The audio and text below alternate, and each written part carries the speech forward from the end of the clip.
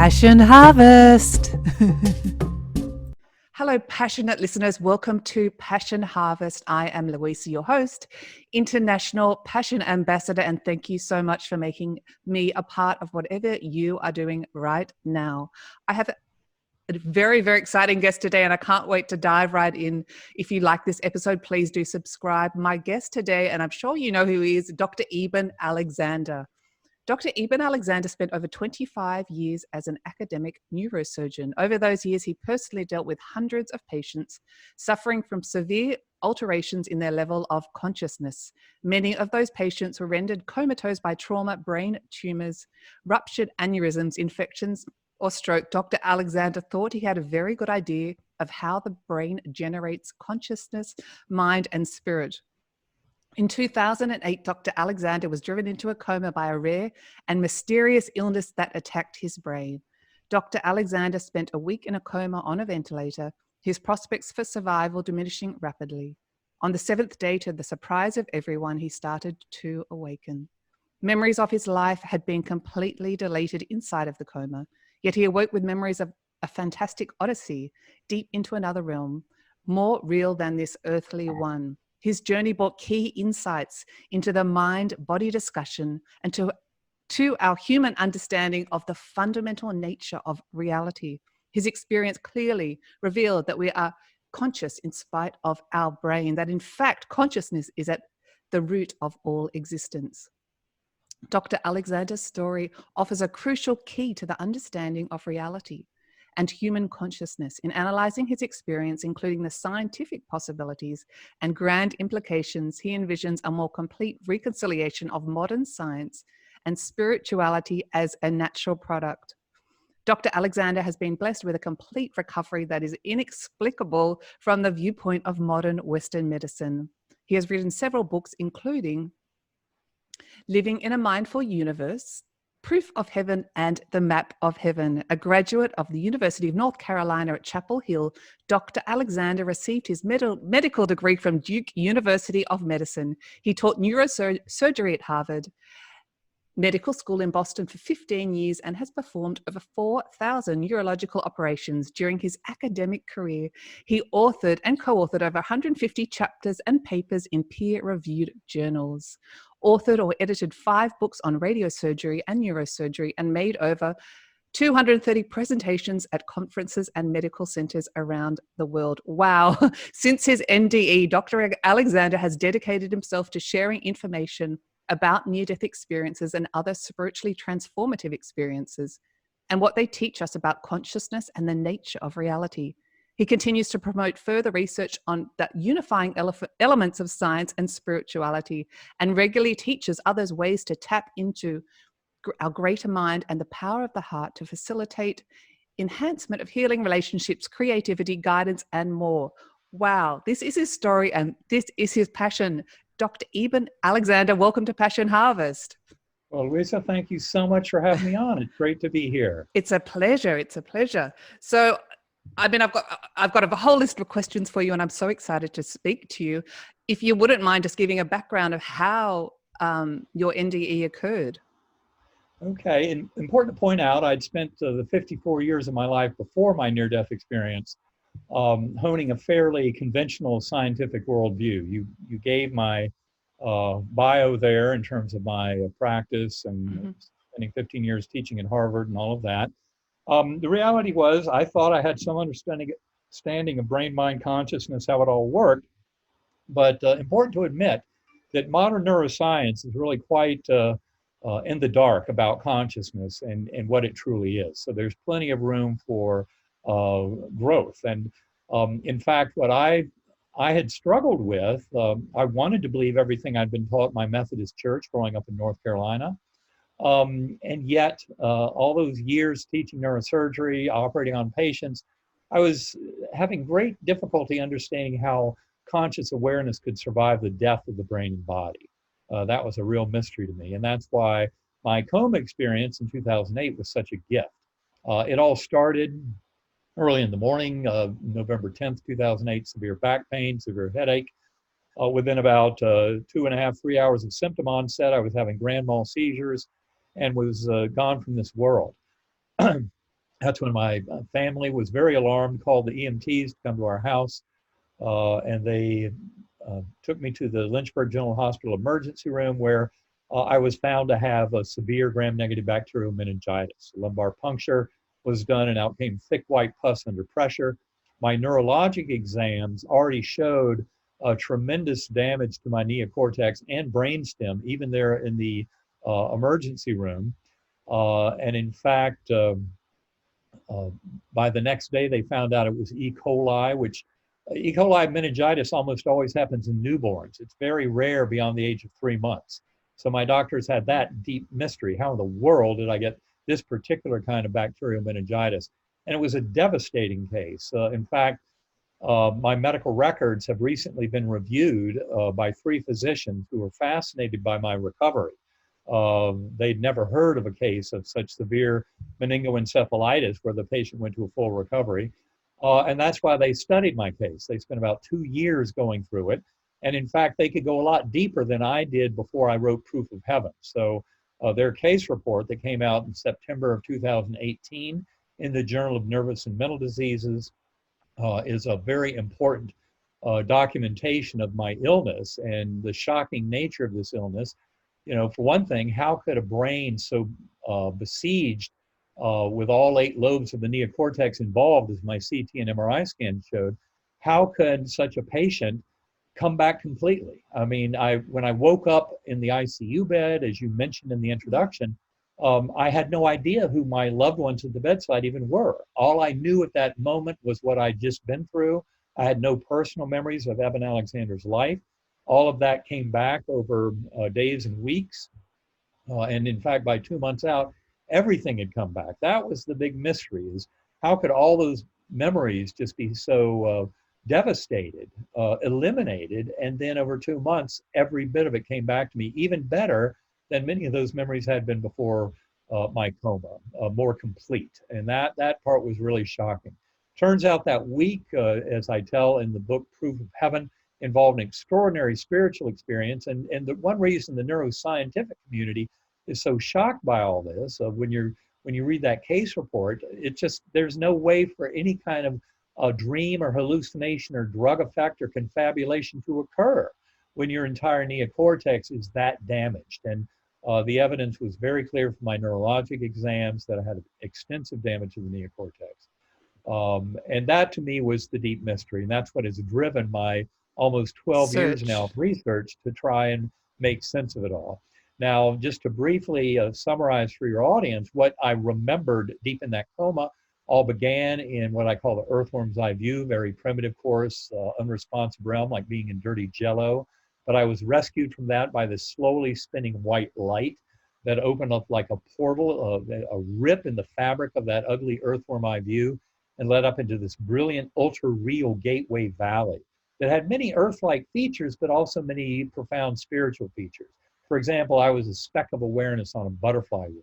There were millions of other butterflies looping and spiraling in these formations over this absolutely gorgeous meadow that was rich with life and fertility, and no sign whatsoever of any decay or death. And in that lovely meadow, there were thousands of beings dancing. And when I wrote it all up in the weeks after my coma, I described them as souls between lives. All that dancing and joy and merriment was being fueled because up above were these swooping orbs of angelic choirs that were emanating chants and anthems and hymns that would just thunder through my awareness. This incredible festivity going on below us was being fueled by those angelic choirs. And I was not alone in my witnessing of this. There was a beautiful young woman beside me on the butterfly wing. And of course, those who have read Proof of Heaven will realize just how crucial she was in the coming months. Because 4 months after my coma, I received a picture from my birth family. I was adopted. And all this story is told in detail in Proof of Heaven, so I'm not going to tell it all here and now. Everyone has to get the book. The reality is, in that beautiful woman on the butterfly wing was an absolutely essential clue to the nature of my journey and the reality of it. And all that is fully explained in the book. Now, it turns out that in that beautiful Gateway Valley, she gave me what I believe is the ultimate message that I was to bring back to this world. And it's what I encourage every soul that I encounter to know deeply from my experience. And that is, you are deeply loved and cherished forever. You will be taken care of. You have nothing to fear. And I cannot tell you how comforting and totally affirming that message was to me. Now, she never said those words, but they came to me telepathically. And I remember her beautiful face. I mean, it's fresh in my memory right now as if it happened this morning. This beautiful, loving face, broad smile, high cheekbones, sparkling blue eyes, soft brown hair. And she was dressed in the same kind of simple peasant garb as all of those beings down dancing in the meadow down below. But beautiful colors to these garments. And I remember her giving me that reassuring message, and that's when I had the sensation of the soft summer breeze blowing through as I was a speck of awareness on the butterfly wing in this brilliant, ultra real valley. And that breeze was my awareness of the divine. That was my first knowing of that God force, pure love coming through. That was all of this scene was explained by this beautiful, loving presence. And in fact, what I then saw was our four-dimensional space-time, these lower aspects of Earth time, and then that spiritual realm with all those spiritual beings between lives, all of that, a different ordering of causality, what I call deep time, which is not so much slave to Earth time. Earth time is what allows for our journeys to unfold here, but this is a stage setting. And in many ways, it's just set up to give us a stage on which these dramas unfold. And yet in that realm, what I witnessed from that Gateway Valley was that those beautiful angelic choirs, that music provided yet another portal into higher and higher levels. And all of that stuff I'd witnessed so far collapsing down until I entered what I call the core, infinite inky blackness, but filled to overflowing with the divine love of that healing God force. And in that beautiful Gateway Valley, that was part of eternity, infinity, and this beautiful, brilliant orb of light that I felt was there as a translator, a teacher. And that all of that was part of the deeper lessons. But then interestingly enough, what would happen is I would tumble back down from that core realm, the sanctum sanctorum of the divine, all the way back into that earthworm eye view, that primitive place where it all began. But very rapidly, I came to find that by recalling the musical notes of the melody, I could conjure up that portal that led me up into that ultra real valley. And I made several passages through these multiple layers of spiritual realm before I finally realized that what they told me in that core, which was you're not here to stay, we'll teach you many things, was very true, because I was no longer allowed back up there by remembering musical notes of the melody down in that earthworm eye view. There came a point where it no longer conjured up that beautiful pathway up into the higher realms.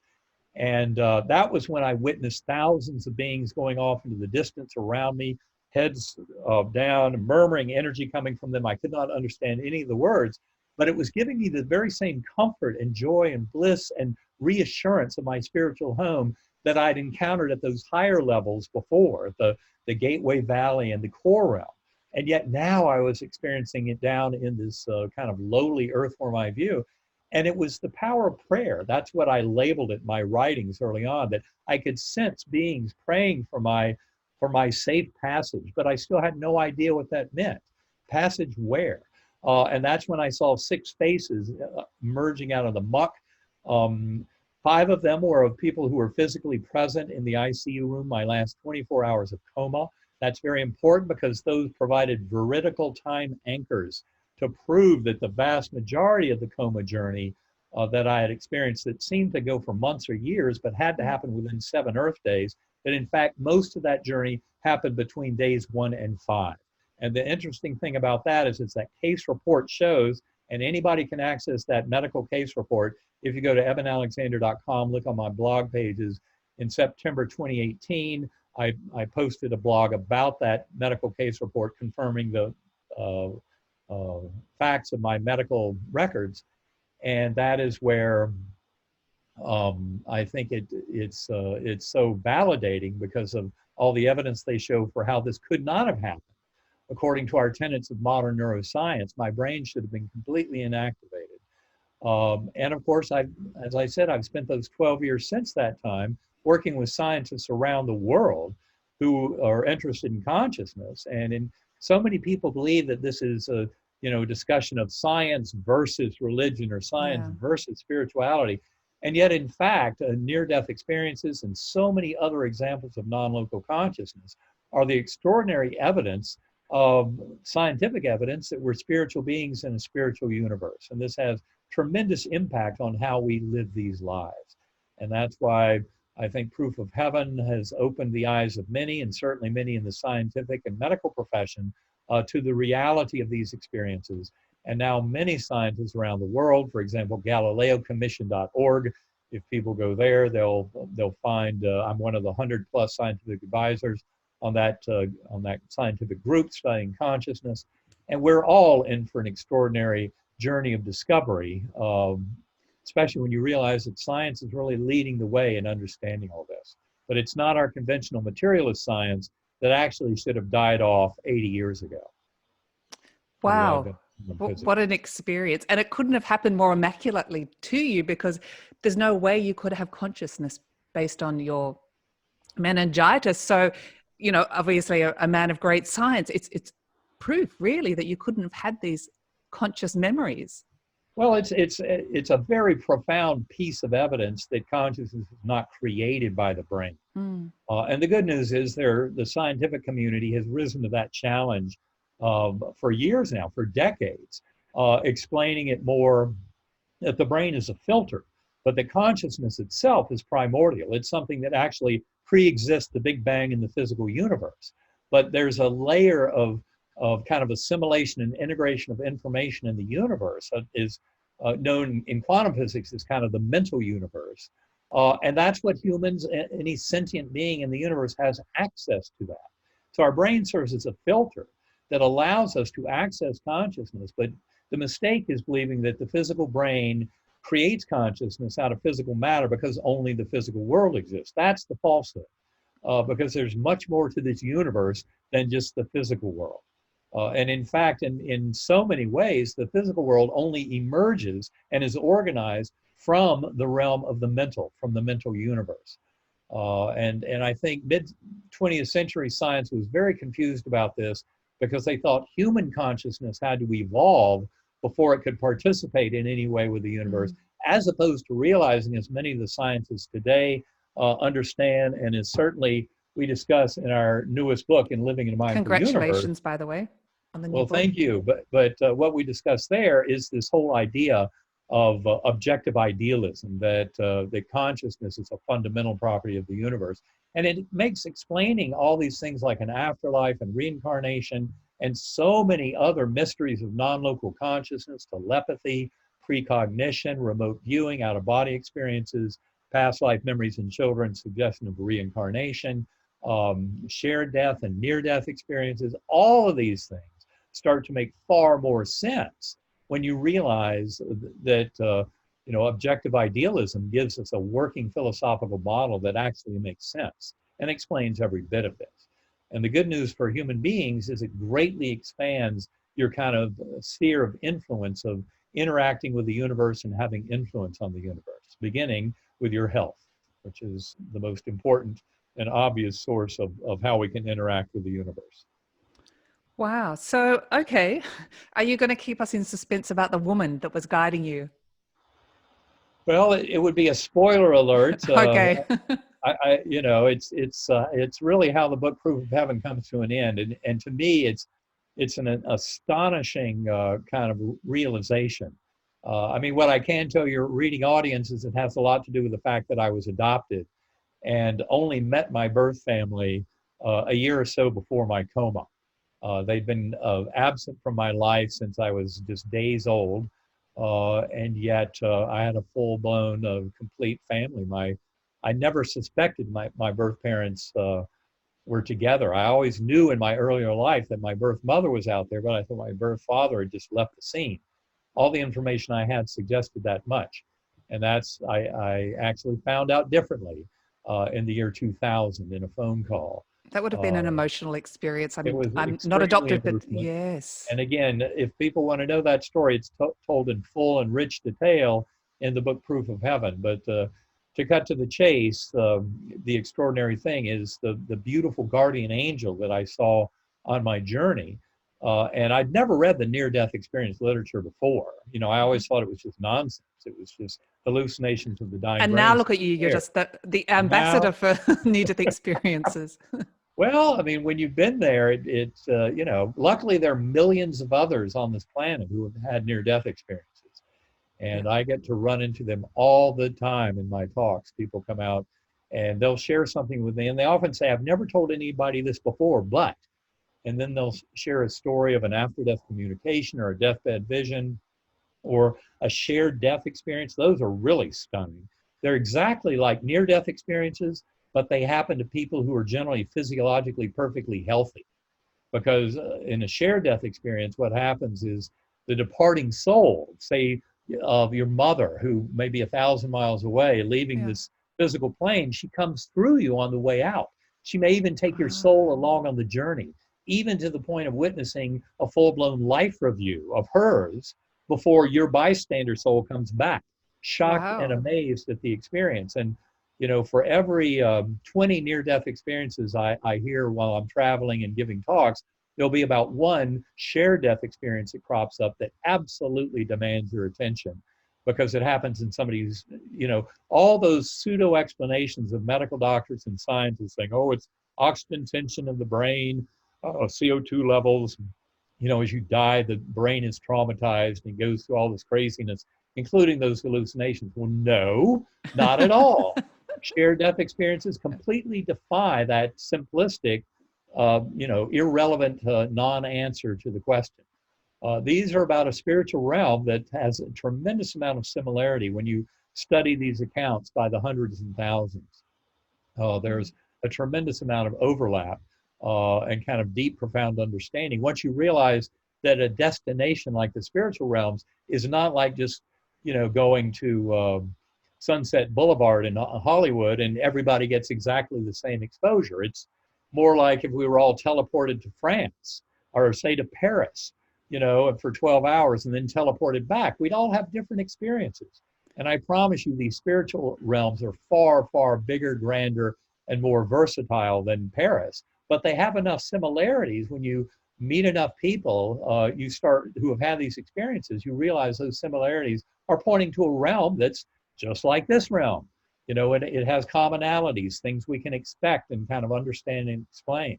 And in fact, as a scientist, one of my biggest and most profound interests is to try and come up with drivers to help get people into meditative states where they can experience, you know, NDEs. People use things like ayahuasca, certain psychedelic drugs, and they basically are glimpsing the same realm as the realm of NDEs, but they're forcing you to do it through a keyhole. When you have an NDE, wham, you're up in the penthouse suite getting this extraordinary version of reality that is there for you and your soul growth. If you try and do it with ayahuasca or psilocybin or LSD, uh, you know, if you do it with a proper spiritual setting, you can get more power out of it. But if you're just doing it, you know, as a recreational drug user, thinking you're going to get these extraordinary NDE visions, you know, people who do DMT, the active principle Yeah. in ayahuasca, or 5-methoxy DMT, things like that. That literally gives you a glimpse that's teeny tiny little smidge of what is actually there. And in fact, what Karen Newell, my partner, co-author of the book Living in a Mindful Universe and my life partner in a lot of this work, what we do in our meditation play shops is try and help people use sound, use differential frequency sound. And very specifically for those who are interested, go to sacredacoustics.com. You can learn a lot more. That's her website. But we use those sounds that are primarily processed in the lower brainstem. Very different from every other sound you've ever heard, primarily processed up in the recently evolved circuits of the neocortex, acoustic cortex. These are all circuits that arose in the last 1 to 10 million years in primates and Homo sapiens. Whereas the sounds of sacred acoustics, differential frequency, binaural beat brain entrainment, those influence a circuit down in the lower brainstem, the superior olivary nucleus complex, that arose more than 300 million years ago. And from my point of view, it's by disrupting consciousness at such a primitive level in the lower brainstem, as opposed to the psychedelic drugs, which are only influencing that most superficial level of the neocortex. That's where I believe that the sound, sacred acoustics, can be far more powerful at giving people spiritually advanced and enlightening journeys than the psychedelic drugs. And in fact, that very topic was addressed by Christopher Bache, B-A-C-H-E, in a book he wrote, I think about 15, 20 years ago, called Dark Night, Early Dawn.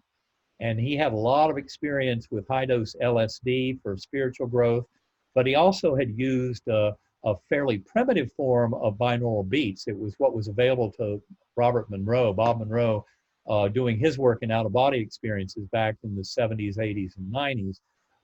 And he used differential frequency brain entrainment of a fairly primitive form to get, out-of-body experiences to occur. And Karen and I use sacred acoustics, which is something she developed with her business partner, Kevin Akasi, in what I consider to be more powerful forms of binaural beat brainwave entrainment. And for me, and we talk in Living in Mindful Universe a lot about how people can use that for journeying and for discovery, and basically coming to know much more about those spiritual realms before you leave the physical brain and body, like at the time of death or having a near-death experience. You've just answered all of my questions. I've got nothing. No, I've got a few more questions. Oh, no, I'm sure you have more. I have great faith that you have. In fact, I looked through your question list and I know you have a lot more there. I'm just trying to compartmentalize my answers to help in the answering of your questions. Thank you very much. So I just want to ask you, and I get a lot of these particular questions in regard to my near-death experience interviews. Did you consciously choose to come back to? That's a beautiful question. For most of this journey, I must confess, I felt like I was in the back of the bus being driven around. It was not as if my free will was really running the show, except maybe at some parts in the core realm, but the core is so far from human experience as to be almost undefinable. It's like standing on the event horizon of a black hole with one foot in the event horizon of time stopped and complete eternity, infinity, and the other foot in the very first levels of parceling out of what eventually comes from that source realm of pure creative love out into the periphery here of this material world. And it's just so difficult to put any of that into any kind of words that make sense to people. But for most of that journey, I was just observing it and feeling like I didn't have to be responsible. In fact, for most of the journey, I felt like all of this can continue or it can stop. It doesn't matter. And that gave me a certain fearlessness. And the fact that I was amnesic, that I had absolutely no memories of Eben Alexander's life. I had no words, no language, no knowledge of Earth or humanity, none of that. It was an empty slate. And that is what allowed, in so many ways, such an extraordinary journey without any kind of preconceptions or notions. All of it had to be put together after the fact when I came back to this world. But the experience itself was extraordinary. Now, getting right back to your question, though, I must confess that when I saw those faces at the end, there were 6 faces, actually. Yes. I mentioned 5, but the 5 were people who were physically present in the ICU room. The 6th face was of a good family friend, Susan Wrenches. Again, that story is told fully in Proof of Heaven. Turns out that she had a long history of channeling. She would help people. She would go into a mental state where she would assist them. She'd helped a lot of people who were in coma. She was a family friend going 2 decades back or more. And in fact, Susan was solicited by my family, my former spouse, who was a close friend of hers, to help me in my deep coma. And so on the 4th and 5th nights of my coma, Susan channeled to me from 120 miles away. And of course, wow. When I first woke up, I told of the people who were there, because then I could remember, put their names and faces together. After I came back out of coma, it was all starting to come back to me. But I mentioned Susan, and they said, well, she was the only one who wasn't physically there. But I knew she was there because I could feel her presence very strongly. And they said, well, she never was physically here. She channeled to you from Chapel Hill to 120 miles away. I said, well, of course, that makes perfect sense. I knew where I had been. You don't go there physically anyway. So that made sense. But the sixth face that I saw was actually of my 10-year-old son, Bond. And that was Sunday morning, day 7 of coma. The team doctors had just held a family conference where they said, well, he started the week with a 10% chance of survival, and then on 3 powerful antibiotics with no sign of recovery, being on a ventilator for 7 days straight, not showing any real neurologic return. They said, well, now he's down to a 2% chance of survival, no chance of recovery. And Bond, who was 10 years old at the time, my youngest son, was outside the room where they held that family conference, and they had protected him from the worst bad news of the week, but they didn't protect him from that one. And he heard that, and he came running down the hallway into ICU bed 10. He pulled open my eyelids. They were taped shut, as they had been for most of that week, except when my pupils were checked and eye movements, things like that. He pulled open my eyes, and he's pleading with me, Daddy, you're going to be okay. Daddy, you're going to be okay, as if somehow that would make it so. And I promise you, I did not see him with my eyes. I did not hear him with my ears. I was way too far gone from this world, as my neurologic exams and everything revealed. But it got through, and I could sense his presence and his pleading with me. And that was the first moment of terror in the entire journey.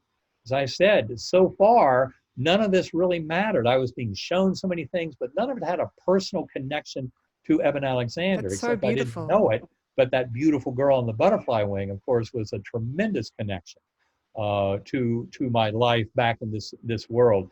And that was what really did it, was when I sensed Bond's presence, even though I had no idea who he was, but I could sense this incredibly strong bond between us, a bond of love. And so it's interesting to me that, 10 years earlier, we had named him Bond when he came to this world.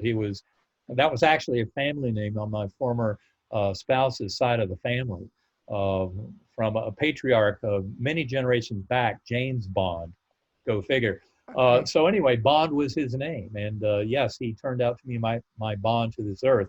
But it was when I saw his face pleading with me and not understanding the words, but sensing that connection, that's what drove me to come back to this world. I had to, even though I had no idea what world I was coming back to, but I knew I had to struggle and fight my way back to it. And that's what it felt like.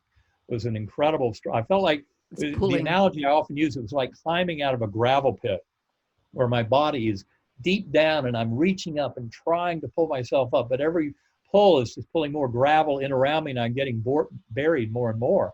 It felt like it was impossible to come back, and yet my will to do so was so strong because of that sense of love for him. And that's what really compelled me to come back to this world. And the next thing I knew, I was waking up in that ICU bed and surrounded by these beings that I didn't know who they were. And I had the tube in, and I was struggling against the tube. And that's when they pulled it out. And my language was just beginning to come back. So anyway, that's what really brought me back to this world. That's so beautiful. I love that. And you already mentioned your message, but what is the main message you came back to this world with? You talked about love and, fearlessness. I would say all near-death experiencers, 95% or better of them, come back with the same message. We are here to love each other. They have witnessed, when you get into that gateway valley and the core realm and bathe in that ocean of pure love where your individuality is now gone. In fact, the life review that is so commonly described in near-death experiences and has been going back at least 2,400 years to the time of Plato, who wrote about the life review reported by Armenian soldier killed in battle. Well, the life review is a beautiful example of non-self, of how we're all really in this together. In fact, the golden rule, treat others as you would like to be treated, which is in every belief system in the world and always has been, that treating others kindly as you would like to be treated reflects our oneness of consciousness and mind.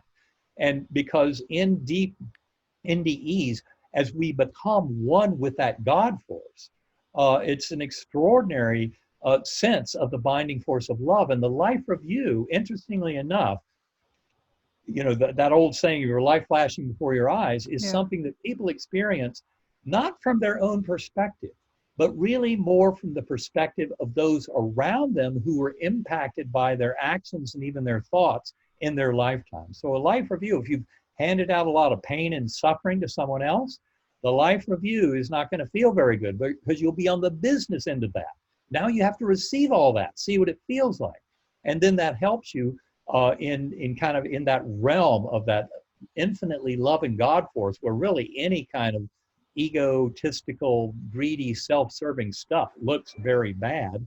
So, in essence, the life review is kind of teaching us to be there to take care of each other and to love ourselves. I mean, really, I think I came back from it all seeing that most of the world's problems were because we don't even love ourselves enough. Yeah, well, they go hand in hand, I guess. But are we judged? Hand in hand. Are we judged in the life review? Is this a judgment like we think really of the traditional? By our higher soul. And the soul group is there. We're there with our loved ones who've already passed. But anything that you might call judgment is actually just witnessing those actions in the life review, feeling the emotional power of it on others around you.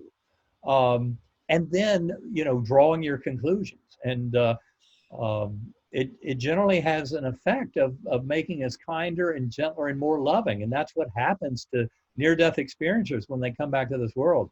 I've heard, for example, of a hitman who had, when he was going to do a hit, he was going to murder somebody, and he was intervened upon by spiritual energies. And he basically kind of went through a life review then and there, where he had an NDE and came back to this world realizing, no, this is totally wrong. So it's just in that loving realm. And remember our ego, so many of us identify with the little voice in our head, that running stream of thoughts. Important to see that is nothing more than your annoying roommate. I love how Michael Singer puts it in his book, The Untethered Soul. He calls that running stream of consciousness in our heads. Many of us think that's who we are. Well, it's the story that we create. It's a story we create, and it's not who we are. And the deep, profound mystery of consciousness from a scientific, philosophical viewpoint is not that silly little voice in the head. That's a parlor trick.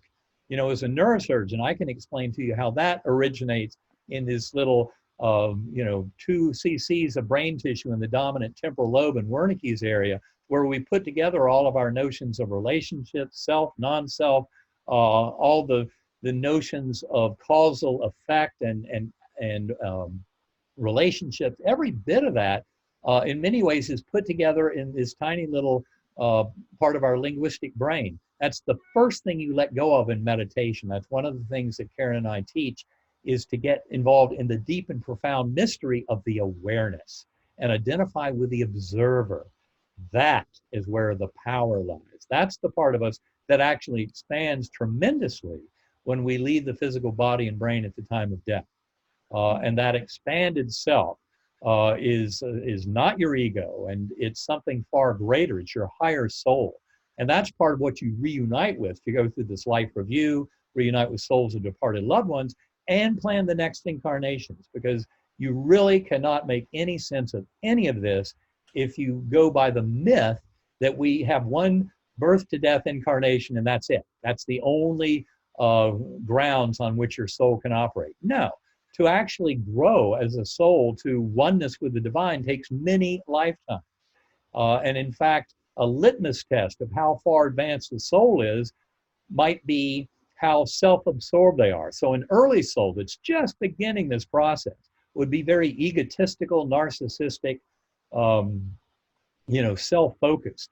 But then as souls become more and more advanced, they get to kind of a Mother Teresa stage or a Martin Luther King stage, where they're a very advanced soul that is there really to help others, take care of others, go for the higher good of all as their main focus, and no focus on kind of self and ego and its advances, because really we're all in this together. And that's what modern consciousness studies are showing very strongly, no matter what direction you're coming from, whether it's quantum physics, which shows the primacy of mind in the universe, or it's neuroscience of consciousness up against the wall of what's called the hard problem of consciousness, which is just the impossibility of trying to pretend that you can take a physical thing like the brain and fully explain conscious experience from it. You cannot. They're completely different categories of things. that have some overlap in how they operate. But no, the brain is not the cause of consciousness, and there's much more to this universe. There's also philosophy of mind and what's called the subject binding problem, the fact, the kind of unification of consciousness. There's also parapsychology, all the findings of non-local consciousness, telepathy. Just read Guy Leon Playfair's book on twin telepathy. You'll never doubt the reality of telepathy again. Precognition, look at Daryl Bim's work on how we can know the future, and not just his early experiments, but also the meta-analysis that's been more recently performed, showing this extraordinary capability of our, that we can in many ways know the future. And that brings up all the questions of free will versus predeterminism. But I think the deeper you get into consciousness studies and kind of a deeper modern understanding of it, the more it appears that free will is absolutely alive and well. And any kind of notion of predeterminism is kind of a misguided interpretation of the data. But to understand that also accepts that deja vu and precognition are very real effects, because we, in many ways, create the future. It's kind of our higher soul getting involved. But yes, I completely agree with that statement. But there's a more likelihood of certain events to unfold in the future. Obviously, we have free will, but I would say it actually gets back to our question earlier about kind of the life review and the higher soul, and I mentioned this business of planning the next incarnation. Well, those next incarnations do have certain, what I would say are generally hardships that are laid out as a possible pathway of discovery. And our free will, in many ways, is how we respond to those hardships. Now, of course, as you go through a life pathway, the pathway will change depending on the choices. But our higher soul and soul group plan out kind of the possible pathways for soul growth in the next incarnation. And I believe that is something that is very active. But I would say that is the level at which free will gets involved, is how we kind of accept and define ourselves in relation to those challenges and hardships. And certainly injury and illness are the kind of hurdles I'm talking about. But I would say that recovering love of self and love of others and manifesting that in all of our choices that we make in the face of the hardships is the most efficient pathway of growth as souls here in this world, trying to grow into the souls we came here to be. But ultimately, remember that it all has to do with love and of caring for others, showing kindness, compassion, mercy, acceptance, when necessary, forgiveness, and of course, never forget gratitude. For every breath in this existence is a beautiful gift. And I've come back to look on my life, and that includes a lot of the hardships and difficulties as being great gifts. I mean, certainly my meningitis was an extraordinary gift. You mentioned that you were very grateful for that. And is that why, I get this question as well all the time, why do we have to come back to, if the other world is so fabulous, or the other worlds, why do we have to come back? We don't get any growth there. The between lives is, that's where we go through life reviews, reunite with the higher soul and soul groups, and plan those next incarnations. But we don't really make any progress there. The progress is made down here. But when we come here, we're going to be temporarily dumbed down. There's programmed forgetting. We have to work to actually remember between lives and past lives. But there's this whole world of transpersonal psychology that has opened up over the last 5 or 6 decades, thanks to the work of brilliant clinical investigators like Dr. Stan Grof, Dr. Michael Newton, Dr. Brian Weiss. These are all brilliant psychiatrists who realized in dealing with their troubled patients that often the answers to the deepest questions about trying to make them better had to do with realizing through hypnotic regression, through dreams that they may have had, other visions and kind of epiphanies, that they had lived previous lifetimes. And that in fact, this lifetime, the challenges had been kind of set up from prior lifetimes. And you can make much better sense of it if you have access to that kind of information. The world of transpersonal psychology now involves hundreds of thousands of patients who have benefited from this kind of broader view of who we are. Let's get rid of this silly little materialist myth that we are born and die, one incarnation, that's it. Brain creates consciousness, that's it. No, those are falsehoods that the modern world investigating human experience is revealing do not help us in kind of our journeys as human beings into understanding more of who we are, why we're here, where all this is going, and what can we do to more effectively grow as souls. So this is really about a tremendous awakening for our entire culture and society to a much greater sense. I mean, in fact, it's very exciting, actually. It is the conventional neuroscience that I worshiped before my coma, and I do not use that word lightly, but often that materialist neuroscience would try and convince you that you're not even conscious. It's just, chemical reactions, electron fluxes in the brain. They give you this illusion of consciousness. But as Daniel Dennett, a proponent of such thinking, would put it, none of us are conscious. We're all zombies. Well, I think Dennett might be a zombie, but not so true for the rest of us. And I think it's waking up to this kind of bigger version of self that can be so extraordinary healing for us.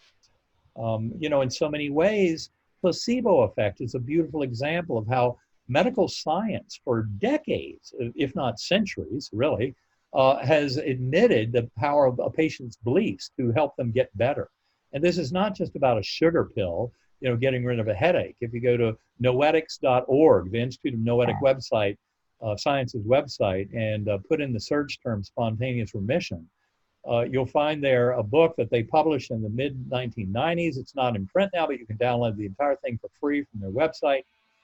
And they have more than 3,500 cases there of spontaneous remission of things like cancers, infections, even congenital deformities and degenerative diseases, things like that, where people went far beyond our materialist science and modern medical healing in their way of being able to completely reverse certain illnesses. So much information. And, for anyone that's listening or watching, I'm going to put all your information in the show notes that you've mentioned during the show. I just wanted to ask you mentioned Mother Teresa and your soul grows and evolves.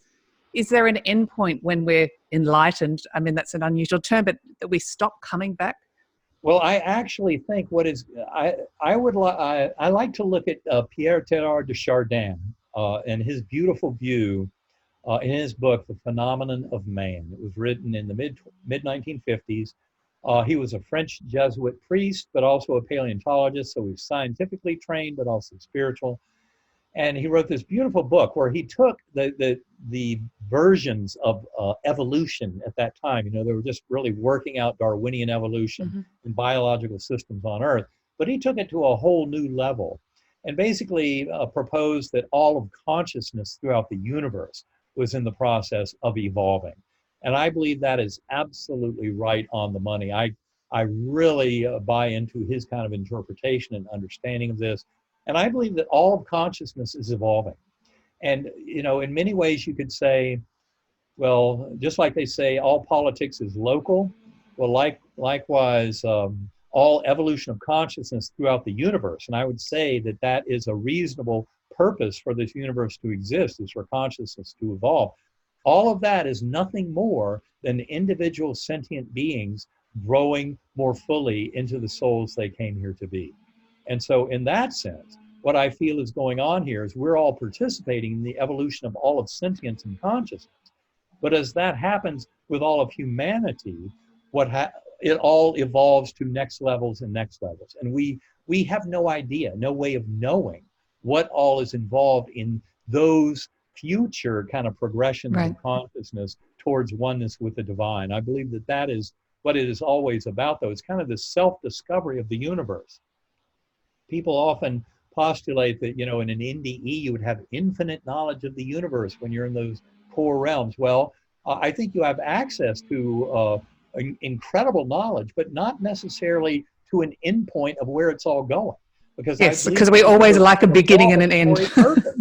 It's not like, there's some grand mind there that knows the big answer, like in Hitchhiker's Guide to the Galaxy, where the answer was 42. Well, no.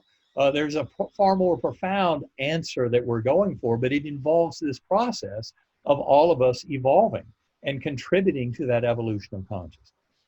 And maybe there is no endpoint. Well, it could just be that the creator of this beautiful, wonderful universe of ours, if there is such a creator, and I think there certainly is a kind of a co-creative mental force, mental layer of the universe that's very actively involved in every bit of this. That's what we talk about in Living in a Mindful Universe. But it's I love how often Raymond Moody, who's a good friend of ours, we presented with him many a time. He's the one who kind of coined the phrase near-death experience in his 1975 book, Life After Life. I love how he answers this question in a way. He says, Elie Wiesel, the great rabbinical scholar out in California, who was a Holocaust survivor, when asked about, why all the suffering and misery in the world, he said, God loves story. And I know Raymond Moody loves to quote Elie Wiesel with that. God loves story. In other words, the creator loves being part of the story, the evolution of all of this, of what's happening in this universe. And in many ways, it's interesting, the modern scientific study of consciousness from all those different directions, quantum physics, neuroscience, philosophy of mind, parapsychology, every bit of it, all is directed towards this notion of one mind. It's suggesting that we're all part of this one consciousness. And from my experience, and as I explain it, Living in a Mindful Universe, that is that God consciousness. In fact, I came to realize over the last decade of trying to understand all this, that God consciousness is something we become one with in the deepest aspects of those between lives journeys. It's the very source of our conscious awareness. So in many ways, we're never, ever separate from that God and never could be. There's apparent darkness and apparent evil, but those are just the absence of the light and love. And the interesting thing, again, is from my journey, it was very apparent this is not a battle between good and evil, where they're equal armies and that someday the forces of evil might hold sway in the universe. No, the apparent darkness and evil is just the absence of the light and love. But the light and love have infinite power to dispel the darkness and evil. And that's why near-death experiences don't come back where you got half of them talking about, oh my God, the hellish stuff is just forget about. That they talk about the beauty and the incredible love. You go to hellish NDEs, or you go to, for example, writings about hospice workers in prison, like in the Attica State Prison,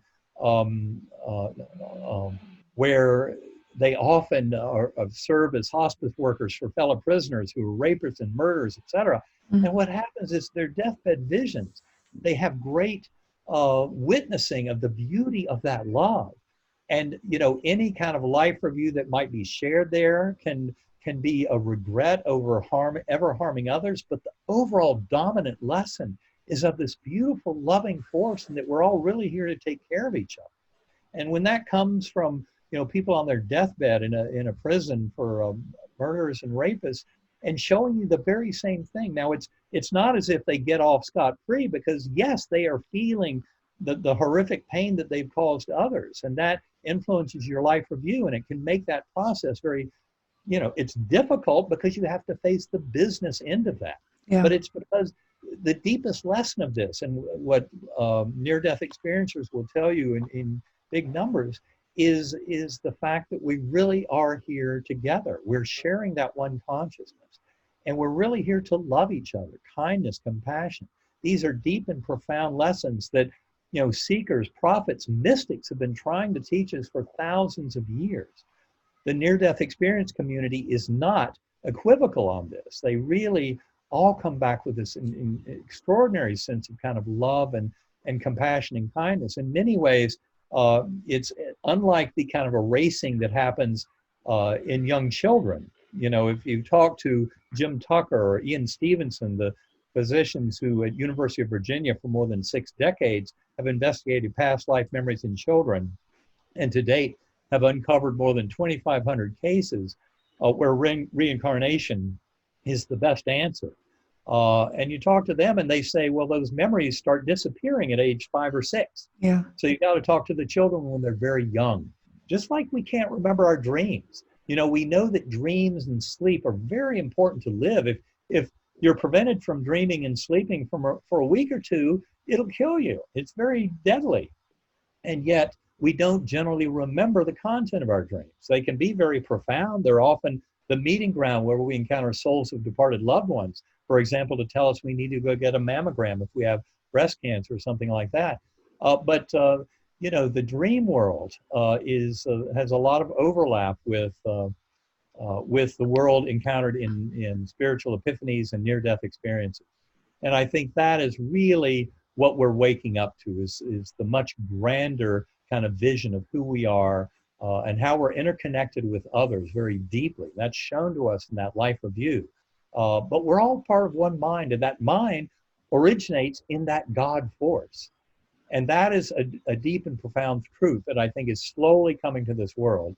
And now that science studying consciousness is actually supporting a lot of the narrative that I'm sharing with you today, I think that is where this world can change tremendously, because we've had thousands of years for the story of prophets and mystics who had these extraordinary journeys, came back and started various religious systems. And yes, people could believe or not, they could meditate, they could pray. Some of them would be gifted with visions of the reality of these stories, some would not. But in the 1960s, doctors developed techniques to resuscitate cardiac arrest patients. In other words, the universe is getting a little tired of that old arrangement that hadn't worked so well. Right. And now that science is studying these, we're going to be able to scientifically validate the reality of this kind of narrative of the one mind and of the love and compassion and kindness and mercy that are so much a part of our existence as souls in that spiritual part of the universe, but manifested in this world. This is part of the deep lessons we've been here to learn, for the whole existence of humanity, and it is high time we brought it into full force in this modern material world. Well, what an absolute inspiration you are to talk to. Oh, thank you. On a final note, is there something you'd like to express to our audience? And you've given us so much food for thought, and I'm going to listen to this interview a couple of times to get all the notes. The thing is no soul left behind. I cannot tell you how important everyone is in this. And this includes true open-minded skeptics. Now, I was my own worst skeptic after my coma. I was very demanding, as I love that quote from Rene Descartes, if at any point in your life you view yourself as a seeker, you must at some point deny any preconception or prejudice or assumption about anything about the universe. You must that's question very hard. every bit of it. And that's what I had to do. And so true open-minded skeptics are very valuable. And I promise you, if you know enough about the mind-brain discussion and all the scientific and philosophical issues involved of mind-brain and dualisms and idealism and materialism and every bit of that, the first position you reject is absolutely ridiculous, is the one of materialism. Trying to pretend that the physical workings of a 3-pound gelatinous mass between my ears in a warm, dark bath could manage and manufacture this incredible conscious experience is false. It's absolutely. Well, since you put it like that, that's a very plausible. Well, it's a dead end. Idealism is a far more realistic one, where consciousness actually is the thing that exists and generates the entire emergent universe. And that's something we explain in Living in a Mindful Universe. And that is, in many ways, where the world is headed, is that kind of thinking and understanding, because the materialist position is dead. It should have died 80 years ago with the advent of quantum physics, but it's I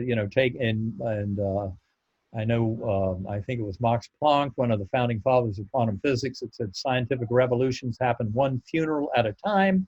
Well, I'm a little more optimistic than that. We don't have to wait for all of them to die off. I was a materialist neuroscientist before. I had a great epiphany and awakening, and I know a lot of other neuroscientists who have not had a near-death experience, but they are on board with exactly what I'm talking about. Because they realize from quantum physics and all these other lines of evidence that I've discussed that the materialist model is dead. Forget about it. That notion of brain creates consciousness, exists with birth to death, nothing more, that is false, and nobody's going to believe that in another 5 to 10 years, because the evidence completely contradicts it. And this is all about love for self, love for others, And those are the important and crucial aspects of this. This world needs to get on board with love and compassion and kindness and forgiveness, beginning with yourself. Because most of us do not treat ourselves like the divine, eternal, spiritual beings we are, one with that God force. And we need to get back to that reality. Beautiful. And you answered my final question. Normally I ask about passion, since this is a show about passion, but it was how can we improve our consciousness? And that was love, kindness, and forgiveness. That's it. Live from the heart. Yeah. And for people who want to know more, they can go to ebenalexander.com, go to sacredacoustics.com, go to unitedinhopeandhealing.com. That's a series of webinars Karen and I are giving for people now during the COVID pandemic. Stay in touch.